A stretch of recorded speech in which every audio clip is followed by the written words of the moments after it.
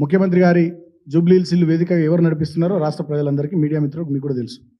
వాళ్ళంతా కూడా కలిసి రియల్టర్లను బెదిరించో, బిజినెస్ మెన్ను బెదిరించో, కాంట్రాక్టర్లను బెదిరించో వాళ్ళ నుండి వీళ్ళ నుండి వసూలు చేసినటువంటి డబ్బులు అవన్నీ కూడా ఈ కంపెనీల ద్వారా రూట్ చేసి ఆ బ్లాక్ మనీని అంతా వైట్ మనీగా మార్చేటటువంటి ఒక కుట్ర జరుగుతూ ఉంది.